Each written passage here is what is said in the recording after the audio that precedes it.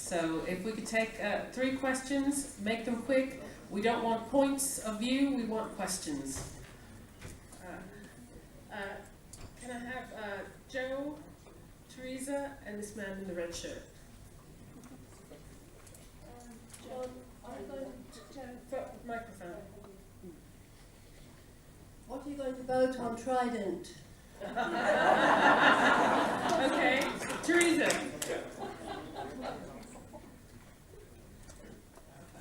Hello, Teresa Byrne, councillor in the London Borough of Ealing. John, you were fascinated by you were talking about justice, and it kind of really leaps to mind the fact that how much justice is there in the fact that we are now, as the Labour Party, the largest political party across Europe, particularly the Socialist Party, and yet 130,000 of our latest new members have all been disenfranchised by a decision, with actually a large number of people from the NEC actually being missing. How just is that? What an example of justice is that to everybody else? All right. Third question. Thank you. Paul Ripley from Buxton, St Anne's Parish.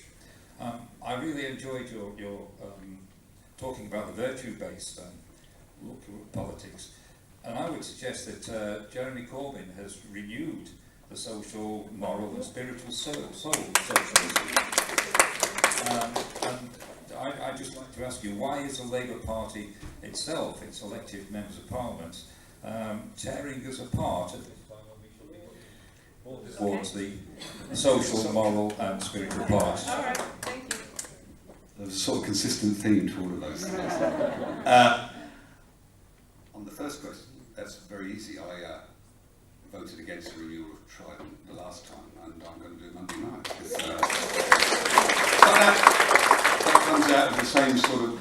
Actually, thinking to the next question, you see, I would say that a virtue-based, renewed virtue-based public philosophy, which I think we need, will also include a sort of renewed courtesy and civility in the public conversation, right? It should do, sorry, rather than it would. It necessarily, part of it is a renewed respect and courtesy in terms of how we debate and discuss things with us. And therefore, I should offer a public apology for what's happened in the Labour Party for the last couple of years, because that is precisely the opposite of what's occurring in my party, which is, look, let me put this quite bluntly, I think the crisis that consumes the Labour Party is the greatest in its history. Why? Because it does not have a renewed public philosophy, right?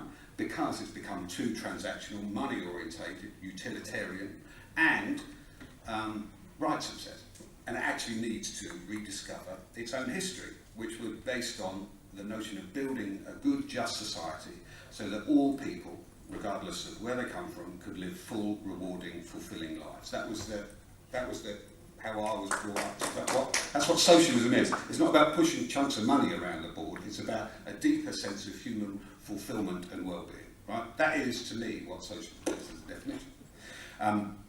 Therefore, what's happened over the last couple of weeks, or what's happened over the last few years, is actually about the emptying out of a tradition rather than its renewal. And that's why I had no trouble whatsoever with this vote of no confidence thing, because I didn't party that at all. So because I thought that was A, discourteous to the mandate, it actually was coarsening the public conversation in and around Labour and Parliament as well, and was actually poisoning the well. And people expect more of their public representatives to go around behaving like that. So I didn't have any part of that whatsoever. And also, I think it is also against the manipulation of the franchise in the way you suggest in terms of the election of our leader. Now, on to the question of Jeremy Corbyn. That's why I nominated Jeremy Corbyn to be leader of the Labour Party, because I thought we needed to dramatically change direction.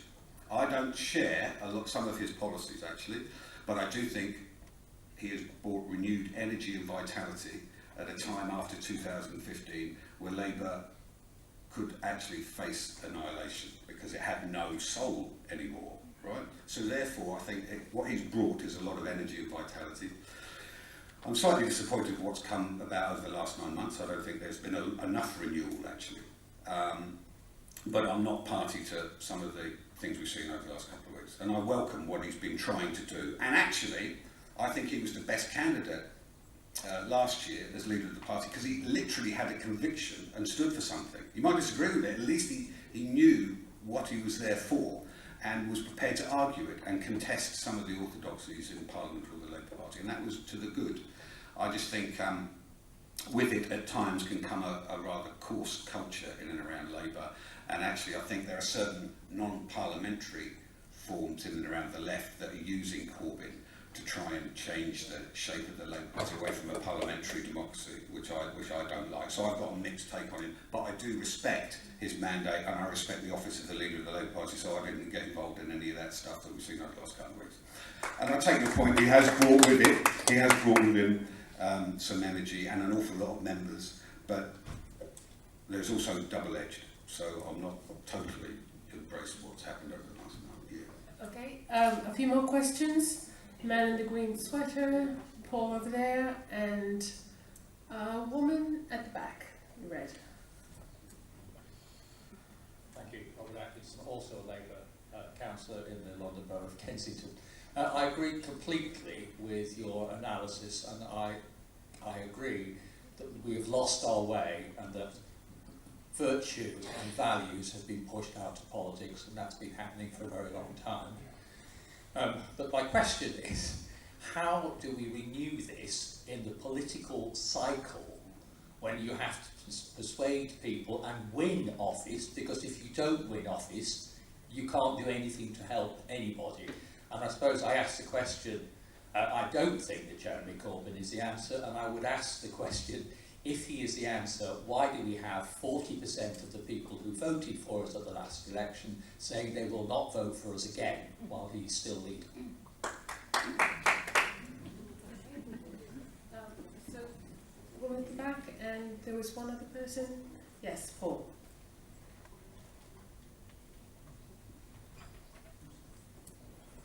Yeah, do you think there's any future in excavating any virtue in the Parliamentary Labour Party? And do you think the party will split around Corbyn and the PLP? Since even if it wins, they seem to be... And last question. Is it on? I love what you're saying, and I love your passion and your sense of hope and optimism. I really do admire that. My question is, how do you free politics from the thrall or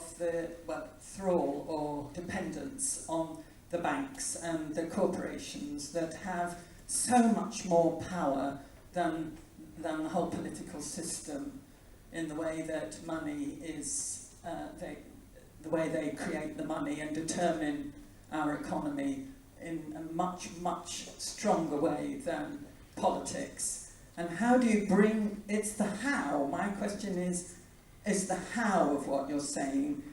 It sounds quite idealistic, the idea of opening up this conversation in the marketplace, and how do we reunite politics with the will of the people and the common good when the power lies with the banks?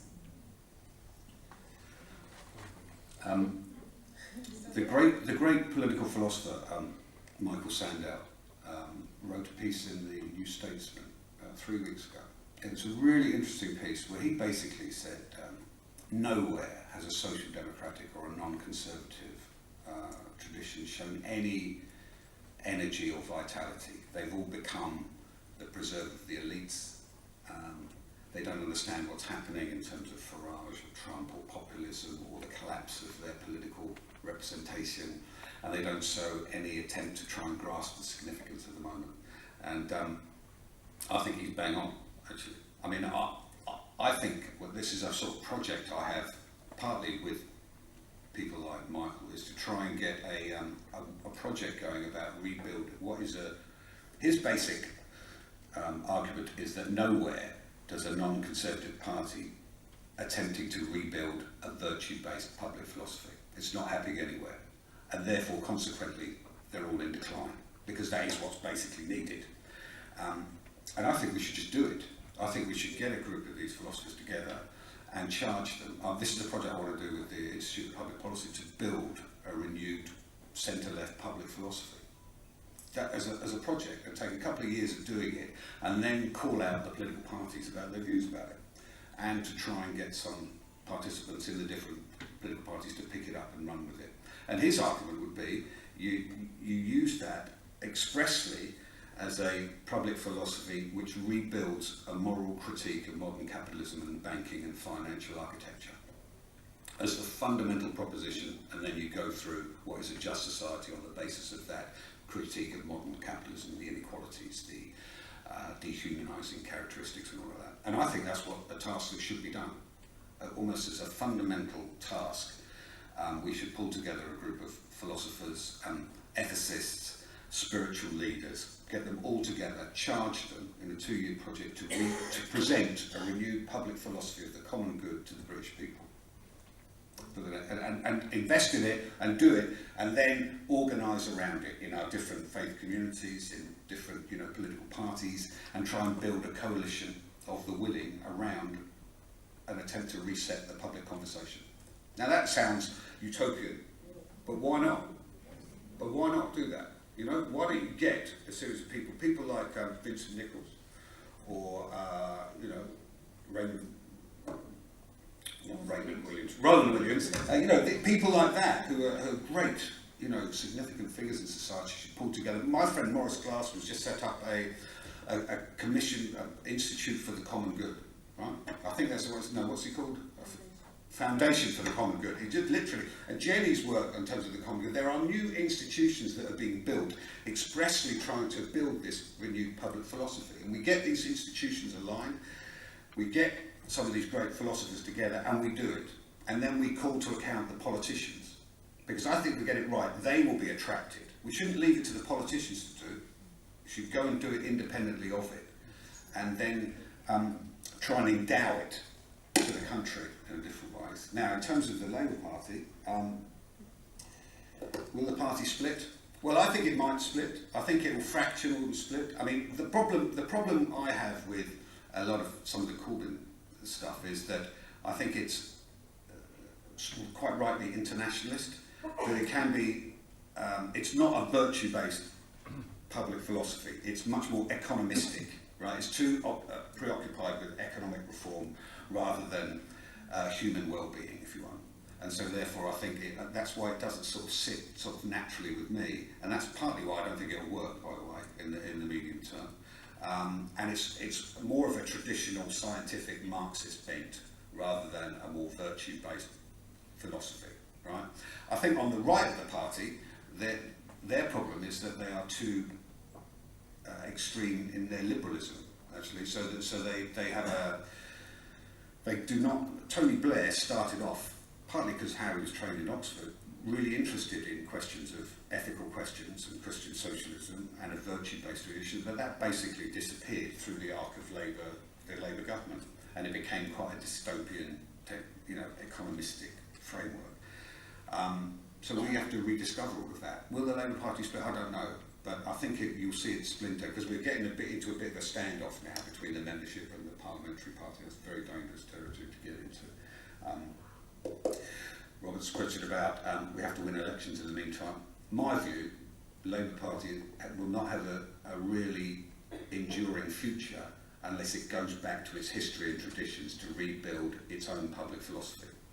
Because no one, look, if you ask me a question, what is Labour for now?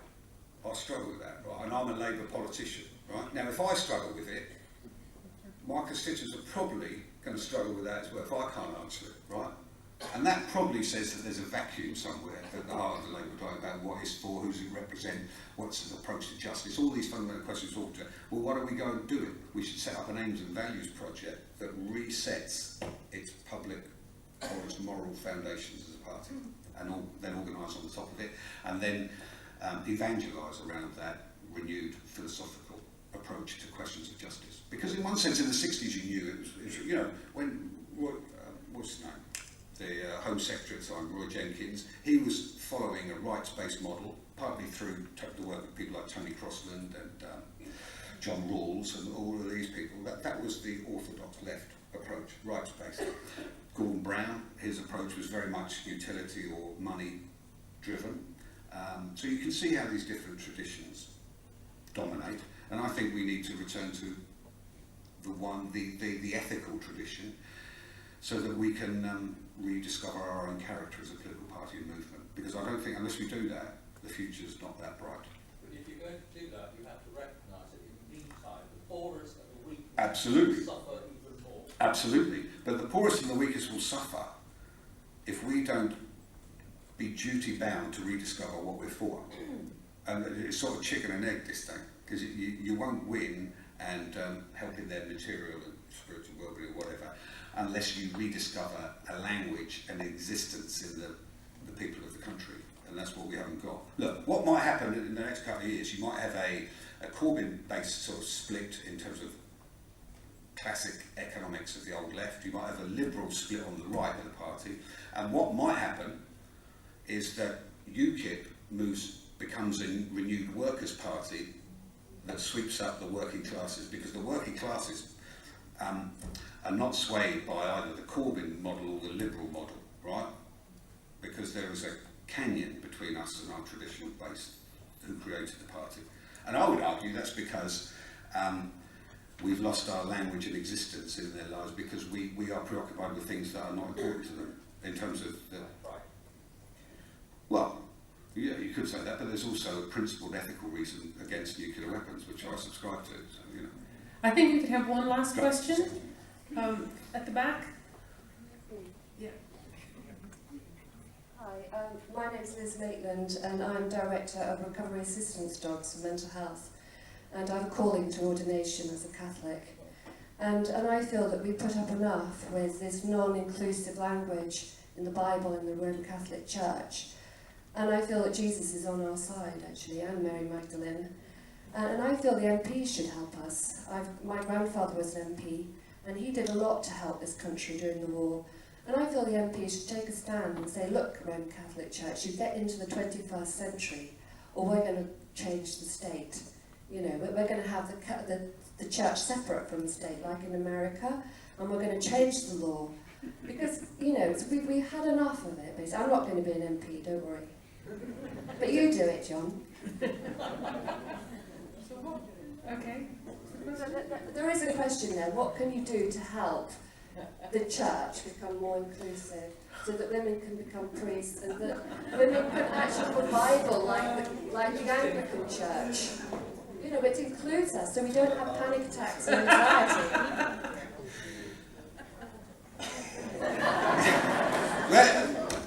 There's a whole bunch of virtual issues there. I think the Pope's doing quite a good job, actually. You know, I mean, who is the great global figure in terms of altering some of those conversations in and around the Catholic, but also pushing back against modern capitalism, reintroducing the notion of the common good on a global scale is the leader of our church. So we're in a pretty good place on a lot of this stuff, I think, if we can keep that sort of momentum going forward. My thing to me is just to pause for a moment and say, okay, we always use this word justice, but what is it? And let's return and really drill into it so that we can be clearer about the categories we're using, so to be more effective in creating a more compelling argument that can attract people to a different world and a more just, decent society, which is actually what we all share as a pooled objective in the room. I think that's the perfect place to stop here.